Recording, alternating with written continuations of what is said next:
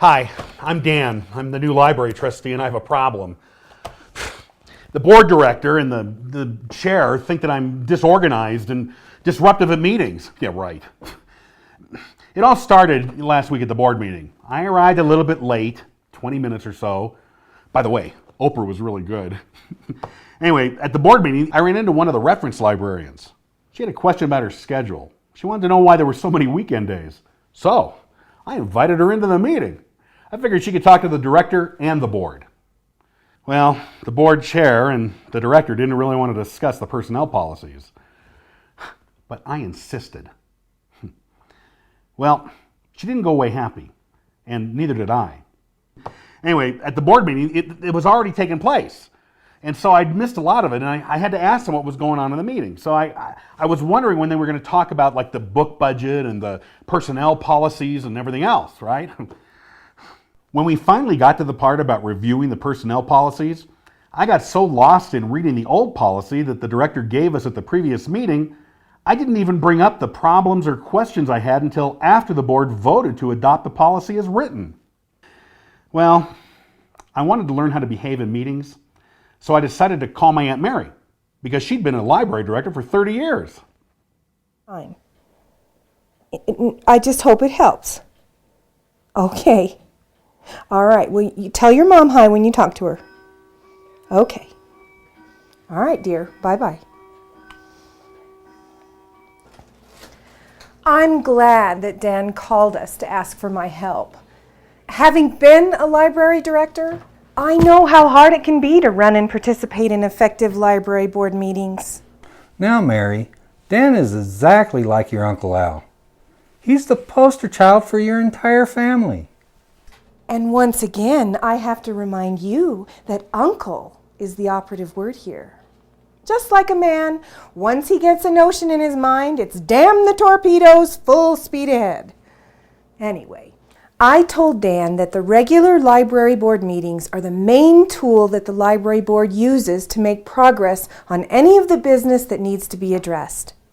When the board and the director have only a couple hours each month to discuss existing or emerging issues, then everyone needs to have a good understanding of how to conduct effective meetings and the steps that need to be completed prior to the meeting. To be efficient and successful, a board meeting should have several components. First, a quorum must be present in order to conduct business of the board. That means that board members need to show up on time and prepare to participate. Having a quorum available for a board meeting may sound a bit basic, but without having the minimum number of members in attendance, the board cannot conduct business. Missing a meeting or arriving late without a valid reason shows disrespect for the board and all others attending. Most boards attempt to be consistent in holding the monthly board meeting on a certain day of the month, and with that information, the members should look at their work and personal schedules to make every effort to leave the board meeting dates open. A specific agenda is another thing that every board meeting needs to have to be successful. The agenda should change from meeting to meeting because some items at some meetings will have priority and require more time. Some months will require more attention to financial issues, and other months may require attention on policy issues or may focus discussion on reports, statistics, strategic planning, or the director's evaluation. If a board member becomes aware of an issue that needs to be brought to the board's attention, they should try to let the chair know ahead of time. Most meetings move forward when the attendees all know the rules of the road. Boards of all types use Robert's Rules of Order to direct their meetings so that the sequence of the agenda is clear and allows for discussion and action. Much can happen during a board meeting when a motion is made and a second is given. Knowing some of the finer points of Roberts can force action to be tabled until a later date, close discussion to force a vote, or offer an amendment to a motion. Understanding these fine points can be an advantage to a member if she or he feels strongly about one side or another of an argument. Prior to sitting down at the monthly board meeting, it is important that the board chair and the library director get together and spend some time looking at the financial reports, unfinished business, and other new business that needs to come before the board. When reports are important to the discussion or serve to summarize the activities of the director and staff, the director needs to distribute them at least 1 week before the meeting.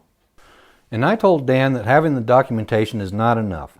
Board members must also read and study the agenda and reports prior to attending the meeting. If board members try to read the reports during the meeting, they may miss other important issues under discussion. An effective chair is also really important to the outcomes of the monthly board meeting. The chair needs to spend some time with the director getting the board meeting organized.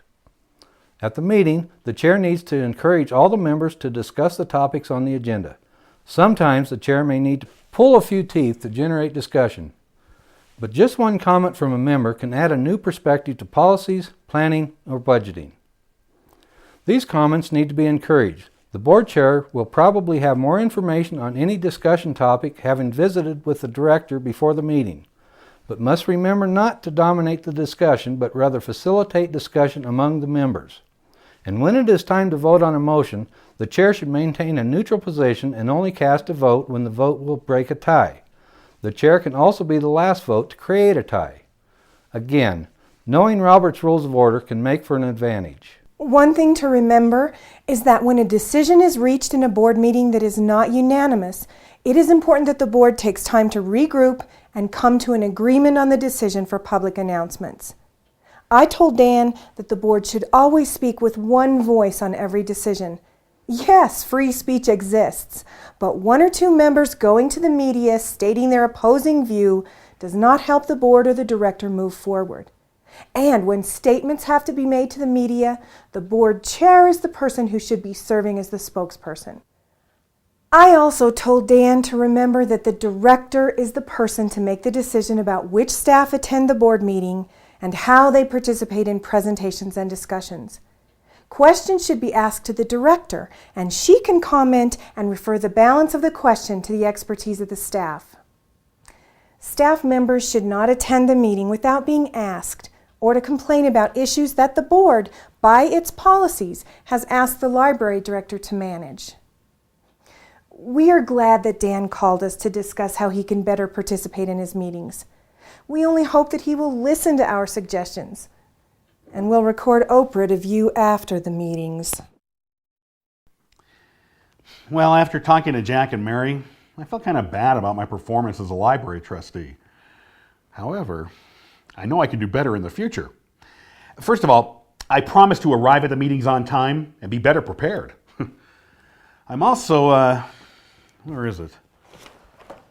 I'm also going to bone up on Robert's Rules of Order because I want to learn how to bring up those personnel issues I couldn't talk about at the last meeting. And I think I'm going to leave staff scheduling to the director. Isn't that what we pay her for? Well, I'm out of here. See you next time. Here are some questions that your board should consider. Why is it important to read materials prior to the board meetings? Since running the meeting is the chair's job, why do all board members need to know the rules of order? Why should the board chair be the spokesman for the library? Why should the board speak with one voice on all issues? How can the board best handle differing opinions among board members?